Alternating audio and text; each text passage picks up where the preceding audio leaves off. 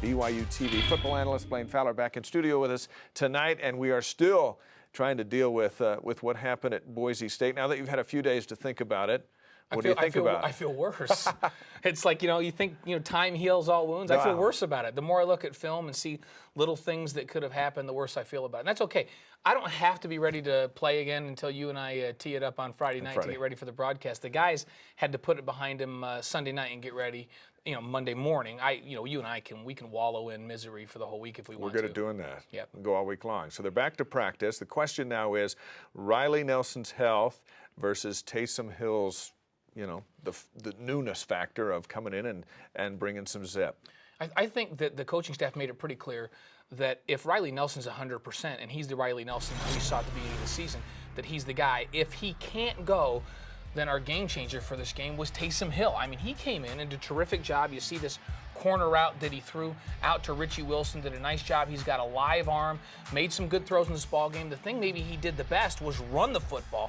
Who knew? I mean, we knew, but I think the public didn't know how fast this guy was. He really can run away from people.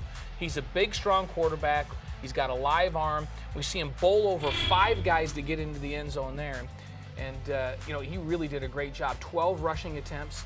The rest of the team had 27 combined. You look at his stats on the left compared to what the rest of the team did, and he scored BYU's only points of the game on that 4-yard touchdown run. So he's our game changer. Riley Nelson told us, remember, as he came off the bench last year, hey, everyone loves the backup quarterback because he's not the starter, and if you see the backups, because everyone's tired of the starter. Yeah. Well, are we at risk of making too much out of young Taysom Hill, or is he legit? He's very talented, but Boise didn't prepare for him. Obviously, prepared for Riley Nelson, and he stepped up in this ball game, but everyone stepped up around him, and that's what happens when a young guy comes in. I think everyone in that huddle says, okay, the young pup's in here. We've got to do our best. I've got to extend just a little more effort, hold the block just a little longer because we've got to take care of that guy. And so we've got to give him our helmet sticker. Okay, there it goes. And this one goes to Taysom Hill. We're filling this helmet up. This is over the last 2 seasons. We're going to put it right here. Taysom Hill, he's our game changer. He gets a helmet sticker this week. Another candidate that could have got a sticker but didn't, and he can take that up with you after the game Friday night, is Ziggy Ansah. Yeah, my Y factor that I chose before the game.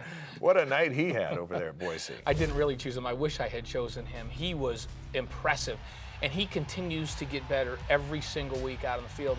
During spring ball, Bronco Mendenhall told us that when this guy figures out how to play football, he's going to be scary and unstoppable. It seems like he's figuring it out. He's starting to be scary and unstoppable. At the end of spring ball, Bronco said to me, wow, I think he's figured this thing out. He is so big and so fast and reacts so quickly to the football. It is amazing, and he's going to give people fits, and that's a guy with an NFL body, with NFL speed, that has only been playing football for a couple of years. The sky is the limit with him, and he had a big game. He was our Y factor in this one. All right, I was at a family ice cream gathering last night, and the number one topic, no matter who was talking about it, the 2-point conversion.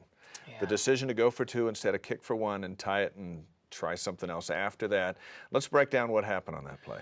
Well, it was a decision that Bronco made that said he would make again, and he felt like they had the momentum going into that play and felt like they needed to capitalize on it right then. With a young quarterback, while he was feeling good about the touchdown and all that, go for it. He thought that was their best chance. And so I understand that. Support him on that. The other side of that is your defense had played so very well throughout that ball game, able to stop Boise. Boise didn't score a point offensively in this ball game. And so you're thinking, hey, you kick that extra point. If you tie that thing up, maybe Boise doesn't move it at all in that overtime and you have an opportunity to win it there. But Bronco, the reasoning he used is sound reasoning, and he says he would do it again if he had that opportunity. Well, let's roll out the film session and break it down for us. Why didn't it work? Well, the first one we're going to take a look at is the one, there's 2 game-changing plays in this ball game, and the first one is the interception for a touchdown. Atkinson is a big lineman on the inside, and first off, there's a corner blitz coming off the edge, so Riley Nelson is going to throw the football based on his hot read to Ross Oppo. Oppo's supposed to replace where that blitz is coming from, but Atkinson in the middle of the field does a terrific job. He's running a little loop. I don't think this was his own blitz. I think this was a lazy pass rush, and he got lucky. Look at just kind of drifting. He gets into the throw.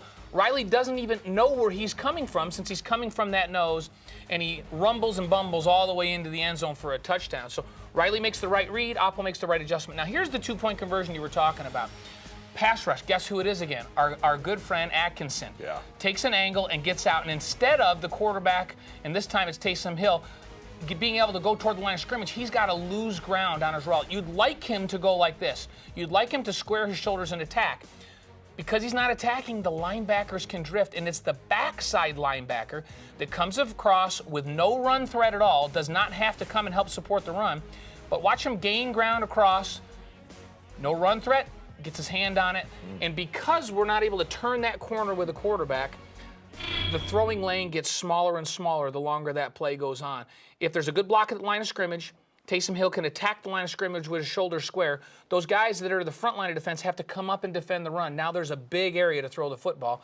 And so it's amazing sometimes a single block or a good play by a defensive lineman can impact the result of a two-point conversion. And that was the story there. 2 games, 2 losses, combined 4 points, whole bunch of mistakes, 6 turnovers. 2 of those turnovers for touchdowns for the other side, and if you're the defense, you got to be shaking your head going, why are we not undefeated and ranked in the top 15? Yeah, well, the defense is ranked in the top 15 in a lot of categories. They're playing out of their minds. Yeah. It's one of the best defenses I've seen at BYU, and the offense needs to simply take care of the football. They don't need to go out and win games. If they can take care of the football, this defense is good enough to carry them home in almost every football game. Let's get to know the foe just a little bit for this week's game with the University of Hawaii, located in Manoa, Hawaii.